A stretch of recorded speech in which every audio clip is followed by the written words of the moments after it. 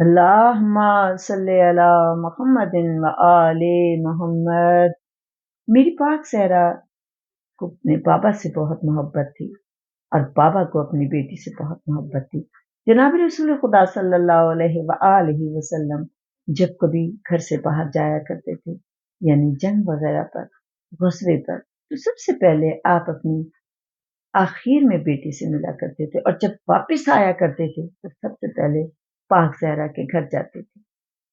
اور آپ کا گھر بھی ساتھ ہی تھا نا، مسجد کے اندر وہی تو دروازے کھلتے تھے، ایک رسول اللہ صلی اللہ علیہ وآلہ وسلم کا اور ایک پاک زہرا کا۔ تو ایک دن جناب رسول خدا نماز سے فارغ ہوئے، اپنے گھر تشریف لے گئے، اور پھر اچانک کچھ خیال آیا کہ بیٹی سے ملنا ہے۔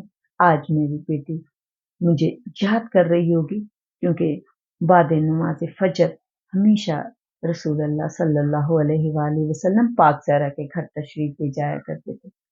آج رسول اللہ صلی اللہ علیہ وآلہ وسلم بی بی پاک کے گھر نہیں گئے تھے، تو آپ نے وہاں پر سوچا کہ جا کر بیٹی کو دیکھوں۔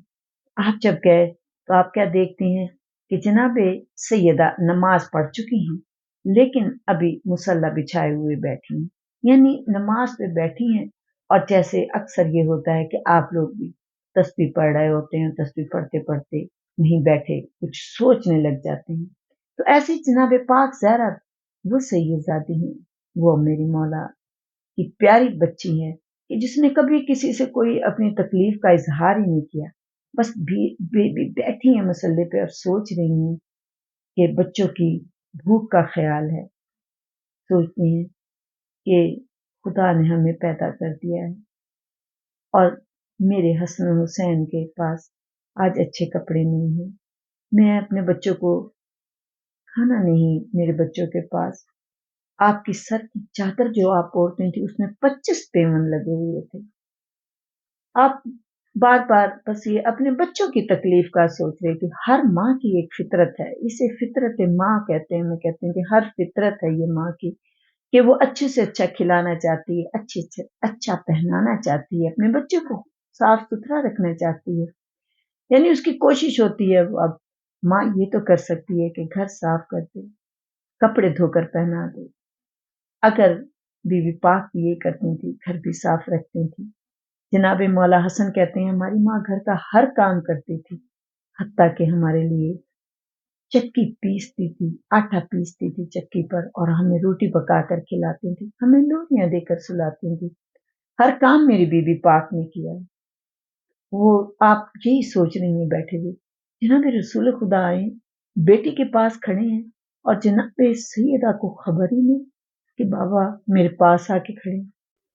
جناب رسول خدا نے جب بیٹی کا یہ حال دیکھا تو جناب فضا کی طرف اشارہ کر کے کہا کہ کیا بات ہے کہ آج میری بیٹی کو خبر ہی نہیں، اور وہ بس تسبیح پڑھتی چلی جا رہی ہیں سر جھکائے ہوئے، اور انہیں تو میرے قدموں کی چاپ بھی محسوس ہو جاتی تھی، لیکن آج فضا اشارے سے آپ نے بات کی ہے، آپ نے زبان سے بات نہیں کی۔ کیوں؟ اس لیے کہ جس انعامات میں جس حالت میں بی بی بیٹھی ہوئی تھی، آپ نہیں چاہتے تھے کہ ابھی بابا کی آواز سنیں، تو جناب فضا نے بے اشارے سے کہا کہ کافی دیر ہو گئی ایسے ہی بیٹھی۔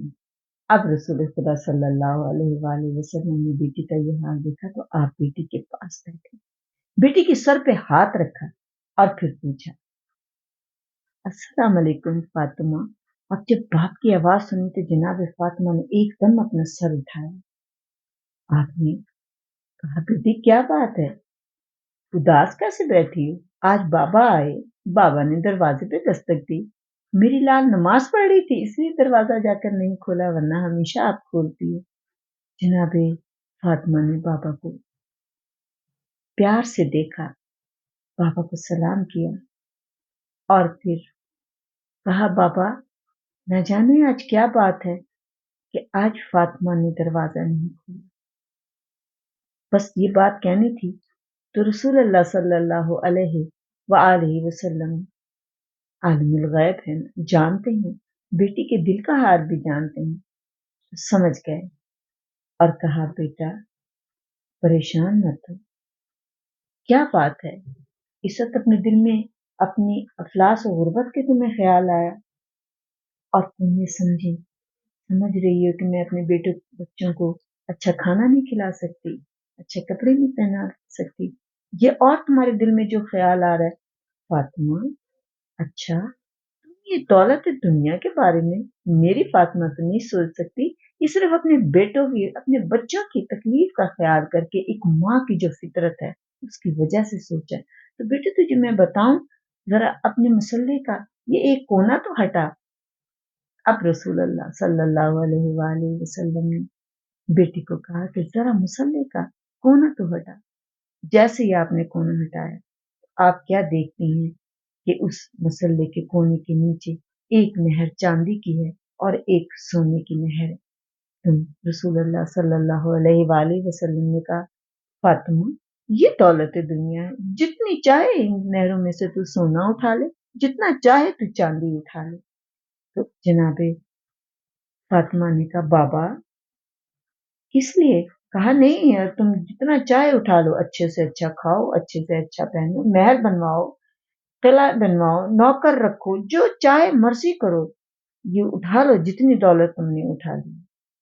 لیکن بیٹا یہ بات بتا دوں کہ یہ صرف یہاں دنیا کے لیے تمہیں ملے گا، آخرت میں کچھ بھی نہیں۔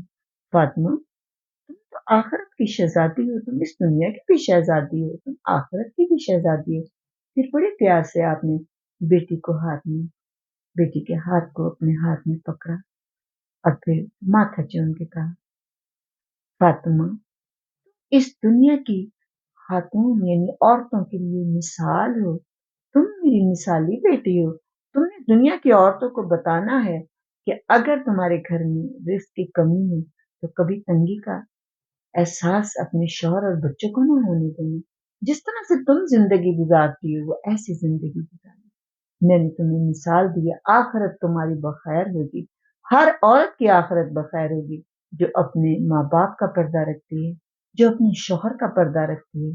وہ عورت ہی نہیں کہلاتی جو اپنے شوہر کا پردہ نہ رکھ سکے، اس کے غربت کا اظہار لوگوں کے سامنے کرے۔ عورت وہ ہوتی ہے جو شوہر کی غربت میں بھی رہ کے ایسا احساس دلائے جیسے ایک امیر کی بیٹی ہے، اس کے بچوں کو احساس دلائے کہ ہم امیر کے بچے ہیں۔ کوئی عمارت انسان کی کپڑوں، جوتے اور ان تمام چیزوں سے نہیں ہوتی۔ میری پاک زہرا کی چادر میں 25 پیمن تھے لیکن کائنات کی شہزادی میں اپنے کردار سے ایسا بنے کہ لوگ دیکھ کے کہیں کہ یہ واقعی سیدہ کی کنیز ہے۔ اللہم صلی علی محمد وآل محمد۔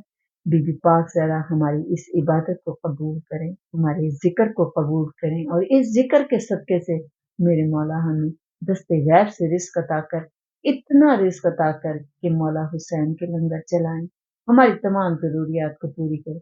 اے میری بیوی پاک زہرا روز محشر ہمیں پیاس کی شدت سے بچانا، روز محشر کی گرمی سے بچانا اور اپنی چادر کے سائے میں رکھنا۔ جو مومن اور مومنات اس دنیا سے چلے گئے ہیں ان کو بخش دینا۔ اے میری پاک بیوی ہمارے گناہ کبیرہ صغیرہ کو بخش دینا، ہمارے والدین کے گناہ کبیرہ اور صغیرہ کو بخشوا دینا۔